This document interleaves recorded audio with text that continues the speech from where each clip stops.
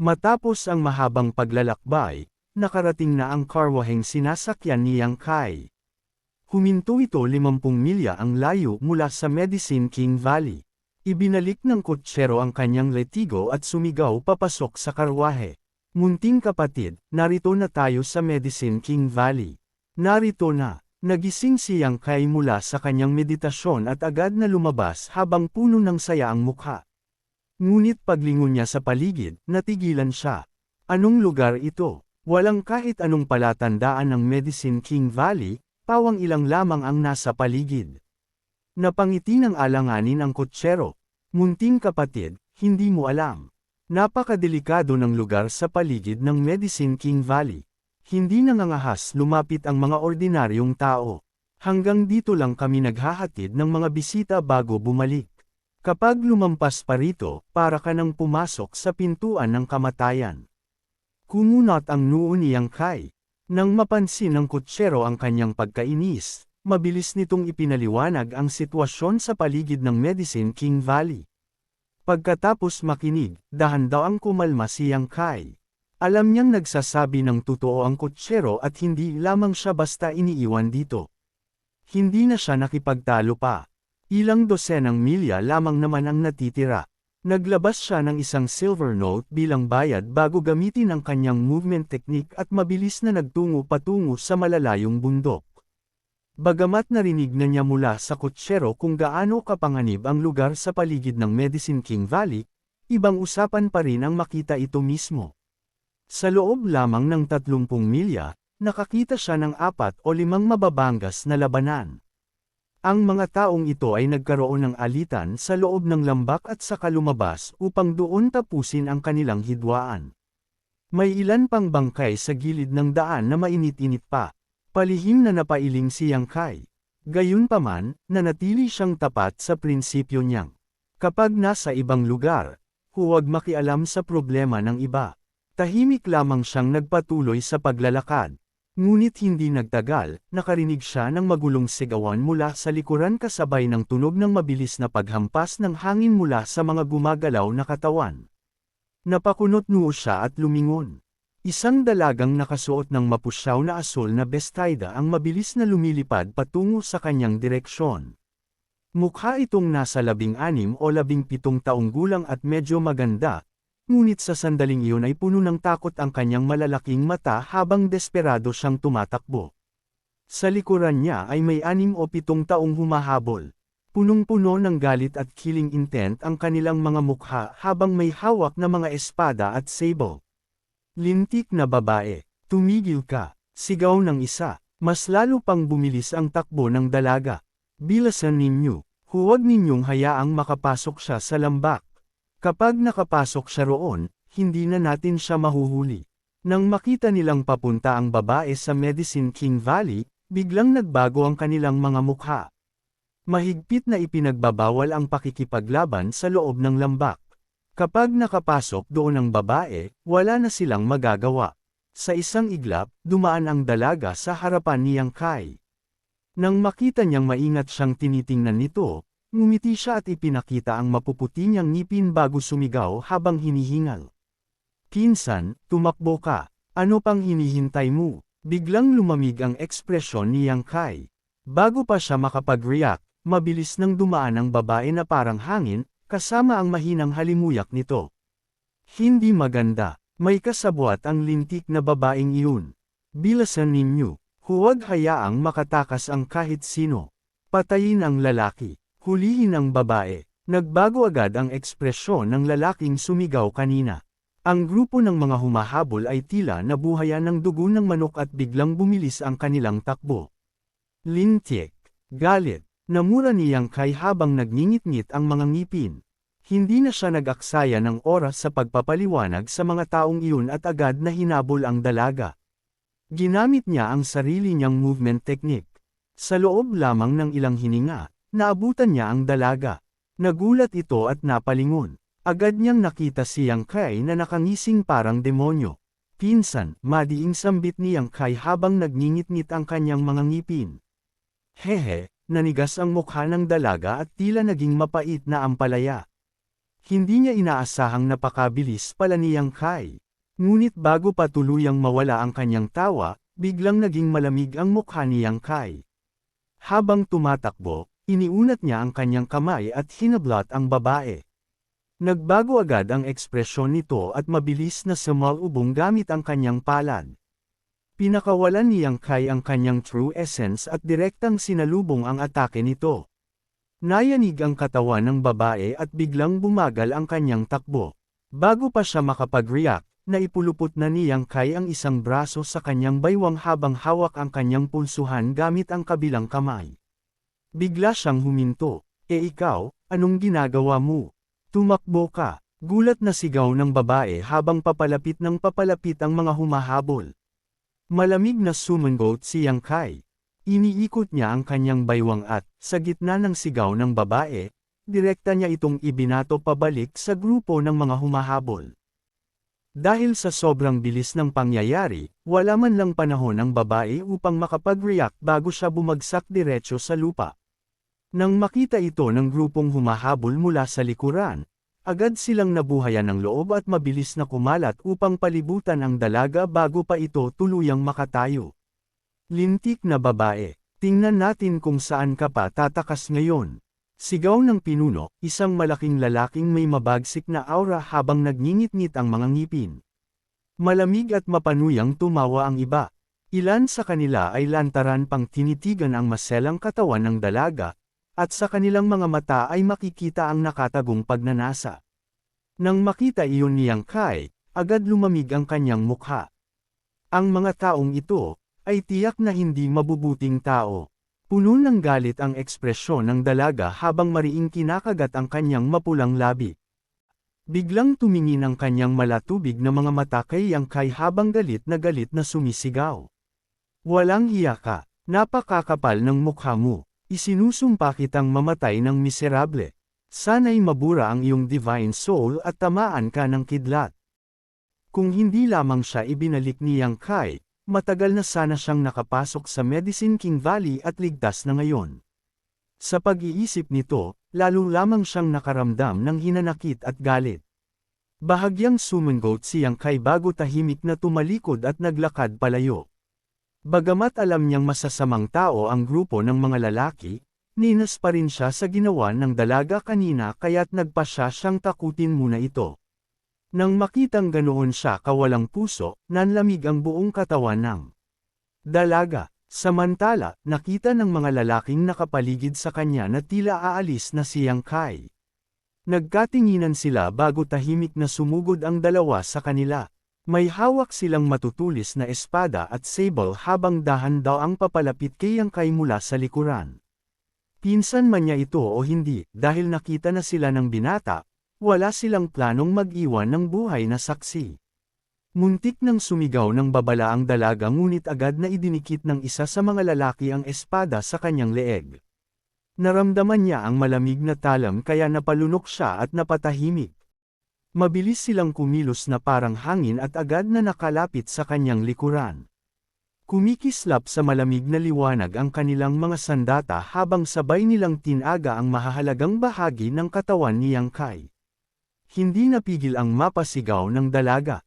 Pumikit siya ng bahagya habang nanginginig ang kanyang mahahabang pilikmata. Sa sandaling iyon, hindi niya maiwasang makaramdam ng pagsisisi. Hindi niya sana dapat dinamay ang lalaking ito sa gulong hindi naman ito kasalanan. Kanina, dahil desperado siyang makatakas, bigla na lamang niyang tinawag itong pinsan nang hindi nag-iisip.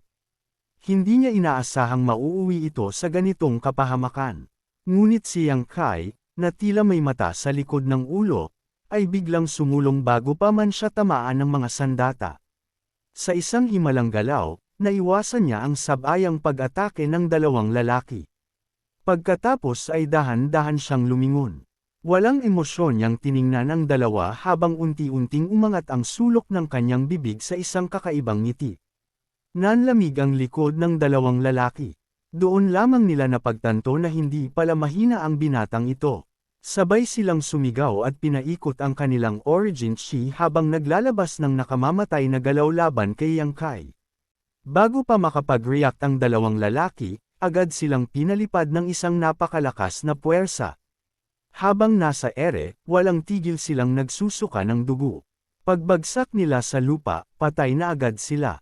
Biglang tumawa ng kakaiba si Earth Demon habang umaatake. Sa loob ng isolated land ay halos wala siyang nagawa, kaya ngayong nakalaya na siya, natural lamang na gusto niyang magpakitang gilas. Nang makita ng pinuno na agad na patay ang kanyang dalawang tauhan, biglang nagbago ang kanyang mukha. Mas mahigpit niyang idinikit ang espada sa leeg ng dalaga habang sumisigaw. Sugod. Napilitan ang natitirang mga lalaki na lunukan ang kanilang kaba bago sabay-sabay na sumugod kay Yang Kai. Muling umatake si Earth Demon.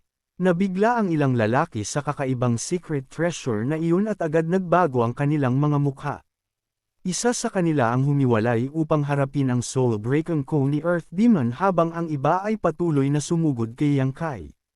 Bang! Bang! Bang! Tatlong malalakas na tunog ang sunod-sunod na umalangaw-ngaw. Ang mga lalaking bagong nakalapit kay Yang Kai ay agad na pinalipad palayo. Lubog ang kanilang mga dibdib na parabang nadurog. Isang galaw lamang bawat tao. Ni hindi sila nagkaroon ng pagkakataong lumaban. Ang mahihina ay agad namatay, habang ang bahagyang mas malalakas ay bumagsak sa lupa at tuluyang nawala ng kakayahang lumaban. Pagkabagsak pa lamang ng tatlong katawan, agad na iniwan ni Earth Demon ang kanyang kalaban at tumungo upang anihin ang kanilang Divine Souls. Nanginginig sa takot ang dalaga. Ganito rin ang nararamdaman ng pinunong may hawak sa kanya. Bagamat nasa 4th stage True Essence Realm ito, halos mawalan na siya ng kaluluwa sa takot. Kaibigan, puro hindi pagkakaunawaan lamang ito. Pilit na ngumiti ang lalaki habang tumutulo ang malamig na pawis sa kanyang noo. Maingat niyang binabantayan si Yang Kai habang paunti-unti itong lumalapit. Wala naman kaming ginawang masama sa iyo. Bakit hindi na lang natin tapusin dito? Nanatiling walang emosyon si Yang Kai. Hindi siya nagsalita. Totoo, kami ang unang nagkamali, pero napakarami mo nang napatay. Kailangan mo pa ba talagang lipulin kaming lahat? Patuloy na umatras ang lalaki habang nakadikit pa rin ang espada sa leeg ng dalaga. Nang makitang hindi pa rin tumitigil si Yang Kai, tuluyang naging desperado ang lalaki. Nagbaluktot ang kanyang mukha habang nagngingit-ngit ang mga ngipin. Huwag ka nang lumapit. Kung hindi, papatayin ko siya. Patayin mo, malamig na sagot ni Yang Kai habang patuloy sa paglapit. Kapag pinatay mo siya, mamamatay ka rin. Sa isang iglap, nabasa ng pawis ang buong katawan ng lalaki. Habang papalapit si Yang Kai, pakiramdam niya'y may bundok na dumadaganan sa kanya. Akala mo ba hindi ko siya kayang patayin? Sigaw ng lalaki, bagamat halatang puno ng takot ang kanyang boses. Isang di nakikitang puwersa ang sumabog mula sa kanyang isipan at direktang tumama sa Divine Soul ng lalaki. Ito ang kapangyarihan ng Divine Sense. Bukod sa paggamit nito para makaramdam ng paligid, maaari rin pala itong gamitin bilang pag-atake. Hindi pa ito nasusubukan noon ni Yang Kai kaya't sinusugal lamang niya ang pagkakataong ito. Nang tamaan ng Divine Sense, natigilan sandali ang lalaki. Pagbalik ng kanyang ulirat, nakita niyang nakalapit na si Yang Kai at inaabot ang kanyang espada. Isang palad ang agad niyang pinakawalan patungo sa mukha ng lalaki habang kasabay nitong sinipa ang dalaga upang ilayo ito sa espada. Sa isang kisap mata, napagulong palayo ang babae habang ilang hibla ng kanyang buhok ang naputol at lumipad sa hangin. Nagmadaling umatras ang lalaki upang umiwas sa palad ni Yang Kai. Papatayin kita, sigaw ng lalaking nakaitim habang galit na sumusugod kay Yang Kai. Mahigpit niyang hawak ang nagliliyab na sandata, at ang kanyang mga mata ay puno ng puot at takot, ngunit nanatiling kalmado si Yang Kai. Tahimik siyang nakatayo sa gitna ng daan, waring walang pakialam sa mabangis na pag-atake ng kanyang kalaban, humampas ang hangin habang mabilis na lumalapit ang lalaki, tanda ng kumikislap na talam, sa isang iglap, gumalaw si Yang Kai, parang kidlat ang kanyang bilis. Bago pa makalapit ang kalaban, bigla siyang sumipa at malakas na tinamaan ang tiyan ng lalaki, matandang demonyo, sigaw ng umatake habang namimilipit sa sakit. Lumipad pa atras ang lalaki dahil sa lakas ng sipa, Halos mawalan siya ng hininga habang umiikot sa ere ang kanyang katawan, hindi niya inasahan na ganoon kalakas si Yang Kai. Ngunit bago pa tuluyang bumagsak ang lalaki, isang maliit na nilalang na nababalutan ng asul na apoy ang biglang sumulpot mula sa likuran ni Yang Kai. Hayaan niyo na po sa akin, Young Master, masiglang sigaw nito. Mabilis itong sumugod na parang apoy na tumatagos sa hangin, nag-iiwan ng nakakasilaw na liwanag sa paligid. Young Lord, naramdaman mo ba? Mahinang tanong ni Earth Demon. Oo, sagot ni Yang Kai habang inaalis ang dugo sa kanyang kamay. Napakabangis ng origin chi ng mga taong ito. Mukhang mga cultivator sila ng evil cultivation techniques, o mga martial artist na naligaw sa evil path. Kapag nasa separation and union realm ang isang martial artist, nahahati sa dalawang sukdulan ang kanilang heart nature. Dahil dito tinawag na lihe o separation and union ang realm na ito. Kapag nalulong ang isang tao sa kasiyahan ng pagtaas ng lakas, hindi makontrol ang pagsabog ng emosyon, at tuluyang naging alipin ng galit, pagnanasa, at karahasan. Iyon ang tinatawag na evil cultivator. Paano kaya na-provoke ng batang babaeng iyon ang mga taong ito? May bahagyang pagdududa sa puso, lumingon si Yang Kai upang tingnan ang batang babae. Mula nang masipa siya ni Yang Kai at tumilapon sa lupa, hindi pa ito muling nakakatayo. Punong-puno ng takot at pagkabigla ang kanyang mukha, tila ba sobra siyang nasindak. Bahagyang natawa si Yang Kai bago itinabi ang kamay nito at sinuri ang sugat sa leeg. Mababaw lang ang sugat. Kapag naalagaan ng maayos, hindi man lang ito mag-iiwan ng peklat. Habang nagsasalita, naglabas siya ng isang healing pill at iniabot ito. Piliting ngumiti ang dalaga, may medicinal pills ako. Halatang maingat at mapagbantay pa rin siya. Hindi ito pinansin ni Yang Kai at ibinalik na lamang ang kanyang medicinal pill. Maingat siyang pinagmamasdan ng dalaga. Nang makita nitong wala namang masamang intensyon si Yang Kai, saka lamang ito naglakas loob na maglabas ng sarili niyang bote at uminom ng medicinal pill. Kanina, noong bihag ka, bakit hindi mo inurong paatras ang katawan mo? Tanong ni Yang Kai habang nakakunot noo.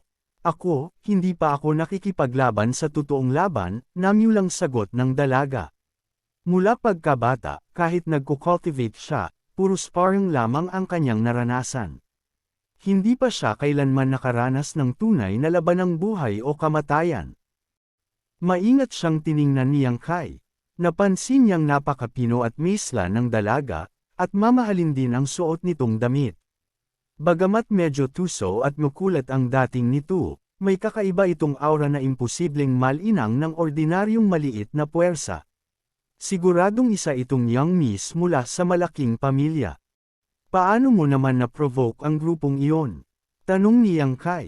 Paano ko malalaman? Agad na nagreklamo ang dalaga. Noong umalis ako sa bahay, noong namamasyal ako, bigla na lang silang lumitaw. Kung hindi ako mabilis tumakbo, matagal na nila akong nahuli. Ang pangit-pangit pa nila, muntik na akong mamatay sa takot. Hindi napigilan ni Yang Kai na bahagyang mapangiti. Nang makitang madali naman pala siyang kausap, unti-unting lumakas ang loob ng dalaga. Lumaki ang kanyang mga mata habang nakangisi ng may inis. At ikaw rin, bakit mo ako ibinalik kanina? Alam mo bang sobrang delikado noon? Kapag namatay talaga ako, hindi kita tatantanan kahit maging multo pa ako. Araw-araw kitang guguluhin hanggang sa mabaliw ka. Tumingin si Yang Kai sa malayo, malalim ang tingin. Pagkaraan ng ilang sandali, saka lamang siya nagsalita sa mababang boses. Maaring hindi mo sinasadya ang sigaw mo kanina, pero paano kung ibang tao iyon? Paano kung ordinaryong tao lang na walang lakas? Kung minalas siya, baka tinadtad na siya ng mga taong iyon hanggang mamatay. Natigilan ang dalaga. Bahagyang kumislap ang kanyang mga mata bago niya ibinaba ang ulo. Mali ako, ngunit muli siyang nagtaas ng ulo at nagsalita ng may hinanakit. Pero napakawalang puso mo rin, hindi ba sinasabi ng mga tao na dapat tumulong kapag may nakikitang kawalan ng hustisya? Napakalakas mo naman, kahit ginamit kita ng kaunti ay wala namang mawawala sayo. Bahagyang natawa si Yang Kai ngunit hindi na nagpaliwanag. Tumayo si Yang Kai at hindi na pinansin ang mga sigaw at tanong ng dalaga. Agad niyang ginamit ang kanyang movement technique at nagtungo patungo sa Medicine King Valley.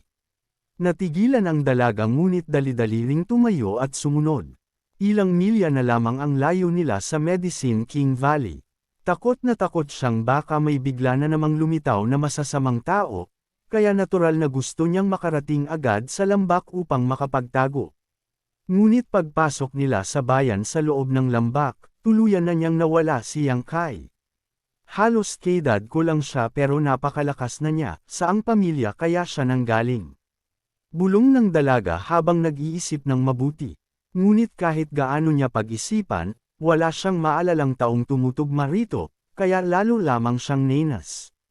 Pagpasok ni Yang Kai sa bayan sa loob ng lambak, agad siyang sinalubong ng sari-saring amoy ng mga halamang gamot. Napakasariwa nito sa pakiramdam. Casual siyang naglakad-lakad at natuklas ang bukod sa mga inn at restaurant. Halos lahat ng negosyo rito ay may kaugnayan sa spiritual plants at medicinal pills. Karaniwan man o pambihirang spiritual herbs, kakaibang prutas, at iba't ibang medicinal ingredients, lahat ay makikita rito. Marami ring materyales na kahit si Yang Kai ay hindi pa kailanman narinig. Talagang karapat-dapat tawaging Medicine King Valley. Palihim na humanga si Yang Kai. Pagkatapos maglibot ng matagal at makita na papadilim na, naghanap siya ng isang inn upang magpalipas ng gabi. Mas naging masigla pa ang bayan ng Medicine King Valley sa gabi. Matapos kumain ng basta-basta, lumabas muli si Yang Kai upang maghanap ng impormasyon. Ang totoong dahilan ng pagpunta niya rito ay ang makita ang Myriad Medicine Pool. Ngunit ang lugar na iyon ay isang forbidden land ng Medicine King Valley, kaya malinaw na hindi magiging madali ang pagpasok. Ilang araw na sunod-sunod na siyang naghahanap ng impormasyon ngunit wala pa rin siyang nakukuhang paraan. Lihim siyang nababahala. Ang Myriad Medicine Pool ay matatagpuan sa pangunahing bundok, ang Pil Saint Peak. Isang araw, habang walang direksyong naglalakad si Yang Kai sa lungsod, bigla niyang nasalayan ang isang pamilyar na figure. Tiningnan niya ang likod ng taong iyon bago bahagyang ngumiti. Tahimik niya itong sinundan. Hindi nagtagal, nakita niyang pumasok ito sa isang tindahan. Pagtingala niya, nakita niya ang plakang nakasabit sa itaas. Dong Family Medicine Firm. Diretso siyang pumasok.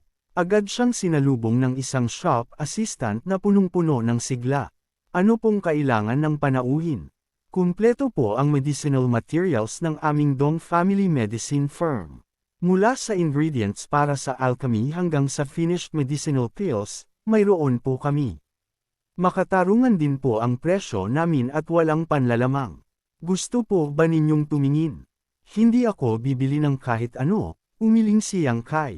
Kung ganoon po, hinanap ko ang binatang kakapasok lang. Agad naging maingat ang ekspresyon ng shop assistant. Sinuri niya si Yang Kai mula ulo hanggang paa bago maingat na nagtanong. Maaari ko bang malaman kung sino kayo, munting kapatid? Bahagyang ngumiti si Yang Kai. Sabihin mo lang na may matandang kakilala mula sa Lingxiao Pavilion na bumisita. Nagulat ang shop assistant ngunit agad tumango. Mabilis siyang nagtungo sa loob upang magulat. Ilang sandali pa, bumalik ito na may magiliw na ngiti sa mukha. Munting kapatid, pumasok po kayo.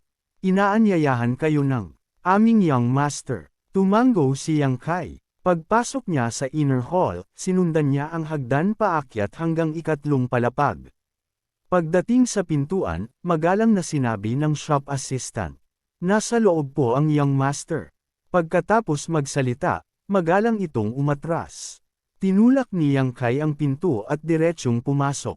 Sa isang tingin, nakita niya ang medyo matabang mukha ng isang binatang nakangiti sa kanya. Si Dong Qinggan ng Dong Family. Sa likuran nito ay nakatayo ang Wind and Cloud Twin Guards ng Dong Family. Tahimik lamang ang dalawang matandang lalaki ngunit ang kanilang mga mata ay may nakatagong matalim na liwanag. Bahagya lamang silang tumango kay Yang Kai. Sa tabi naman ni Dong Qinggan ay may isang marangal at magandang dalagang nakaupo habang umiinom ng tsaa. Casual na sinulyapan ito ni Yang Kai. At agad siyang natigilan. Nagtagpo ang kanilang mga mata. Ang dalaga ay tila hindi rin makapaniwala. Napakakulay ng naging ekspresyon nito habang nakatitig kay Yang Kai ng nanlalaki ang mga mata. Sa gulat, ang tsaa na kasalukuyan niyang iniinom ay agad na naibuga. At tumalsik diretso sa mukha ni Dong Qinggan. Ano bang ginagawa mo? Reklamo ni Dong Qinggan habang nakangiting nakatingin kay Yang Kai at pilit pinapakita ang imahe ng isang nakatatandang pinsan. Ngunit nang maibuga sa kanya ng munting dalaga ang iniinom nitong tsaa, agad nasira ang kanyang dignidad at mukha siyang basang sisiw. Ay ito siya, siya iyon. Gulat na sigaw ng dalaga habang nakaturo kay Yang Kai gamit ang maputi nitong daliri.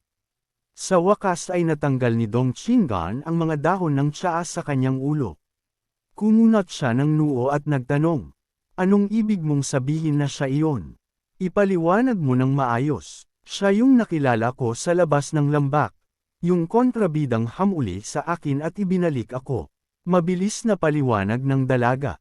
Natigilan si Dong Qinggan. Tumingin siya kay Yang Kai, saka sa dalaga, habang bahagyang nagbago ang ekspresyon sa kanyang matabang mukha. Napakagandang pagkakataon. Maging si Yang Kai ay napaisip din. Hindi niya inaasahang muling makikita rito ang makulat na munting halimaw na ito. Teritoryo ito ng Dong family, at dahil nakakaupo ito sa parehong mesa ni Dong Qinggan, malinaw na hindi mababa ang katayuan nito. Maaaring, biglang may naisip si Yang Kai at unti-unti siyang nagkaroon ng hinala. At may gana ka pang magpakita sa harap ko ulit. Agad na nagalit ang dalaga nang maalala ang nangyari noong araw na iyon. Dahil suportado ni na Dong Qinggan at ng Wind and Cloud Twin Guards, agad siyang nagkaroon ng lakas ng loob. Nagngingit-ngit ang kanyang mapuputing ngipin habang sumugod siya sa harapan ni Yang Kai, itinaas ang makinis niyang baba at mayabang na tumingin dito. Ngumisi si Yang Kai, ganito ba tretuhin ng isang tao ang kanyang tagapagligtas? Habang nagsasalita, tinapik niya ang ulo nito.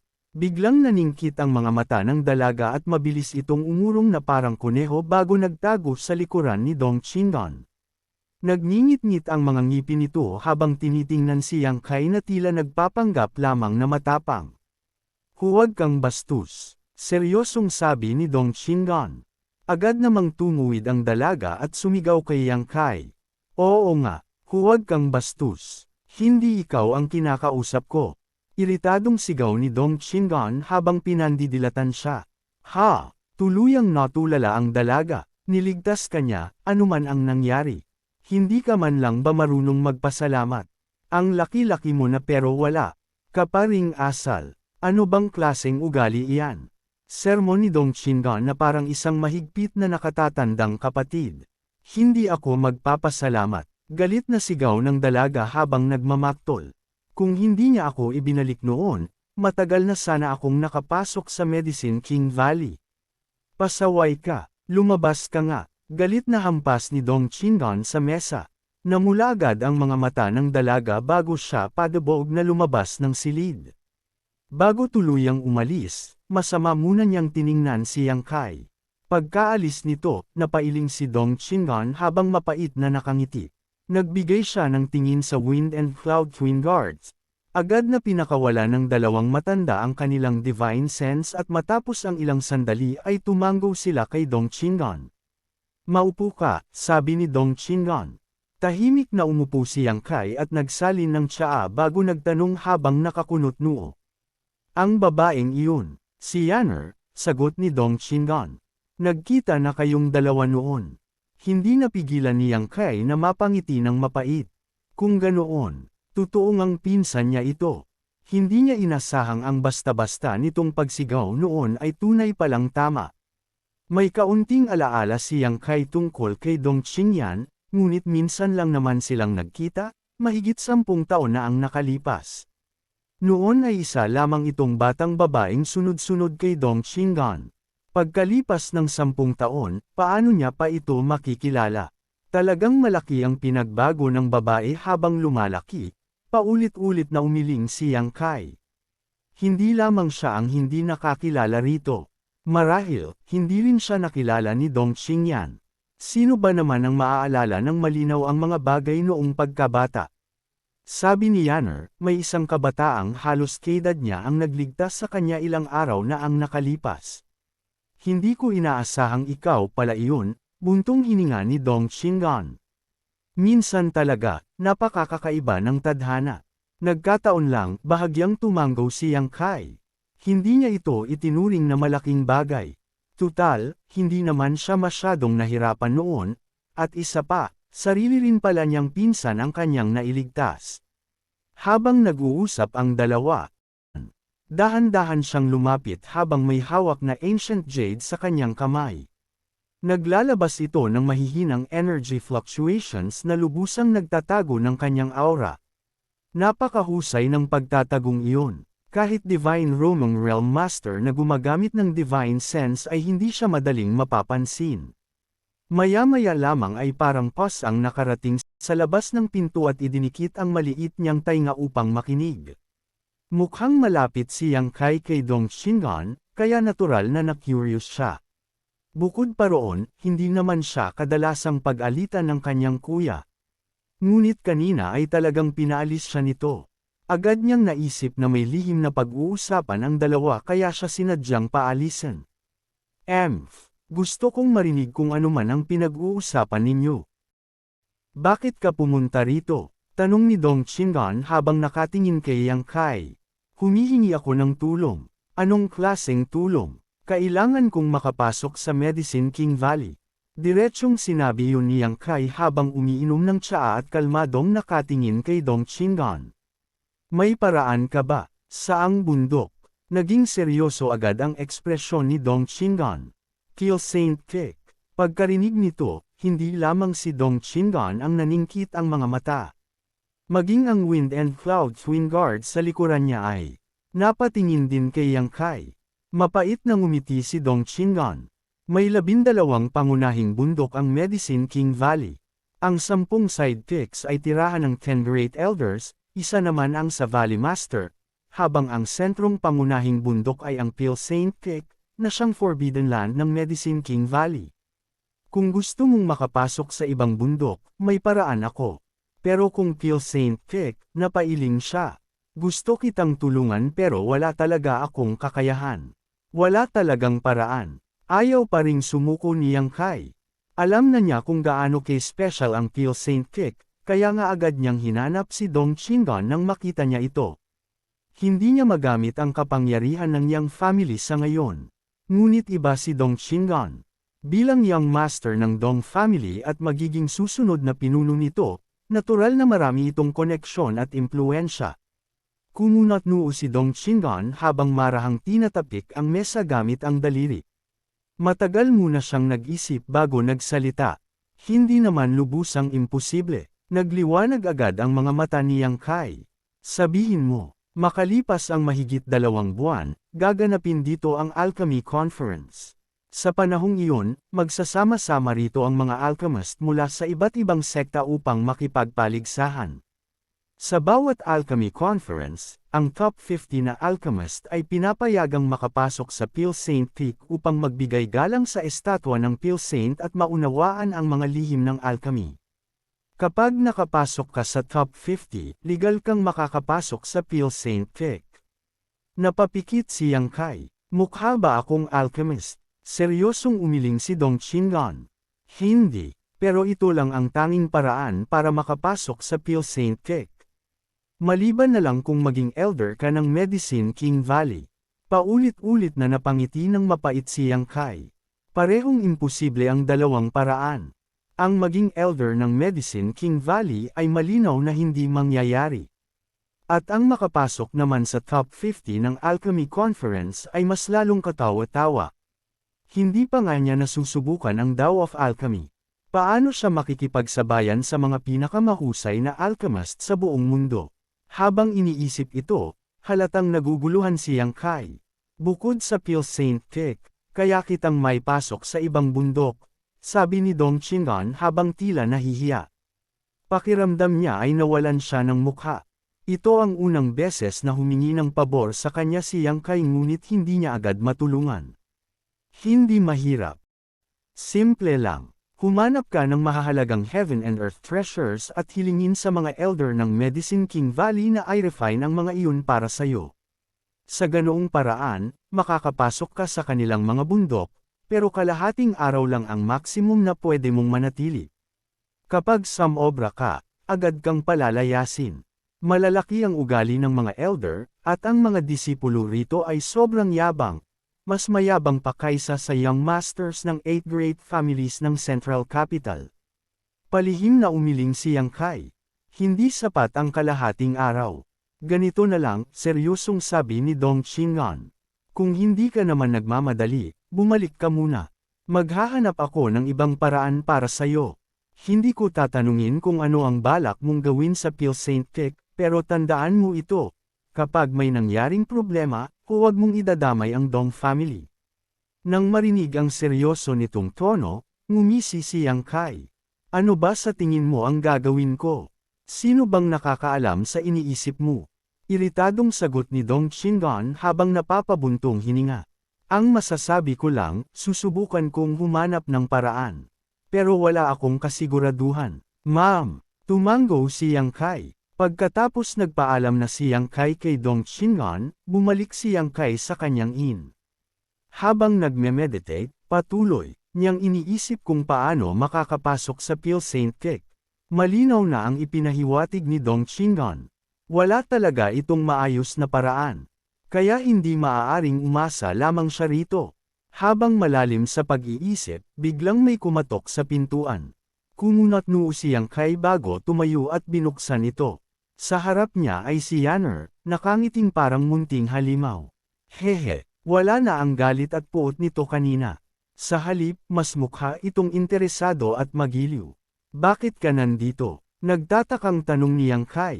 Talagang nandito ka nga. Nakahinga ng maluwag si Yanner bago sumilip sa loob ng silid.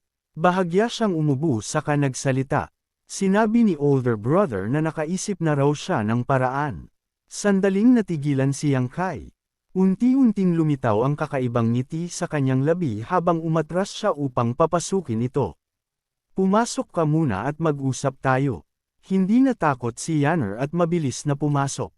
Curious nitong pinagmasdan ang paligid bago ngumuso. Dito ka nakatira. Ang liit at ang gulo pa. At ikaw pa naman ay isang ubo-ubo. Bigla niyang naalala na hindi dapat basta banggitin ang pagkakakilanlan ni Yang Kai bilang young master ng Yang family kaya agad niyang nilunok ang mga natitirang salita. Sabi ng kuya mo, may paraan na siya. Nakangiting tanong ni Yang Kai. Ma'am, mabilis na tango ni Yanner. Siya mismo ang nagsabi sa'yo. Oo naman. Bahagyang nanginag ang mahahabang pilikmata nito.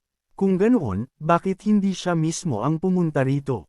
Hindi ba pareho lang naman kung ako ang pumunta? Sagot ni Yanner habang tumatalon-talon pa sa kama at sinusubukang alamin kung gaano ito kalambot. Sabi ni older brother, ako na raw ang bahala sa bagay na ito. May mahalaga raw siyang gagawin kaya umalis na siya sa Medicine King Valley. Hindi mo na kailangang hanapin pa siya. Bahagyang kumunat ang noo ni Yang Kai. Hindi niya agad pinaniwalaan ang dalaga. Masyadong misteryoso ang kilos nito, at tila may itinatago. Talaga, sigurado ka ba? Malamig niyang tanong. Ngumiti si Yanner at inilagay ang kamay sa kanyang dibdib na tila nanunumpa. Sa tingin mo ba magsisinungaling ako sa iyo? Makakaasa ka, may hahatid kita sa lugar na gusto mong puntahan. Napatitig si Yang Kai sa kanya bago marahang humalaklak. Hey, ganoon ba? Ngunit ang kakaibang ngiti ni Yang Kai ay nagpadama ng kilabot kay Yanner. Hindi yun ordinaryong tawa, parang may nabunyag siyang lihim. Ang tawa mo, nakakatakot, pilit niyang sabi habang may malamig na pawis na tumulo sa kanyang pisngi. Biglang naging seryoso ang ekspresyon ni Yang Kai.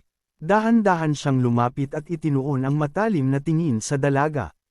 Sabihin mo nga, paano mo nalaman ang bagay na ito? Nagulat si Yanner at napakurap. Ha? Anong ibig mong sabihin? Alam mo kung saan ko gustong pumunta, sagot ni Yang Kai habang lalo pang tumatalim ang kanyang mga mata. Huwag mong sabihing sinabi iyon sa iyo ni Dong Qing'an. Hindi siya magiging ganoon kapabaya. Sa sandaling iyon, halatang kinabahan si Yanner. Napalunok siya bago mabilis na sumagot. Talagang sinabi iyon sa akin ng kuya ko. Ngunit hindi kumbinsido si Yang Kai.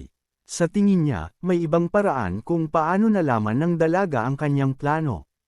Ano man ang dahilan, ibabalik kita, malamig niyang deklarasyon. Pagkasabi niyon ay agad niyang hinawakan ang palso ni Yanner. Nanlaki ang mga mata ng dalaga habang nagpupumiglas. Teka, totoo ang sinasabi ko. Talagang kapatid ko ang nagsugo sa akin. Pakawalan mo ako. Hanggang dito na lang muna mga idol, hanggang sa muli at magandang araw. Please like, share, and subscribe.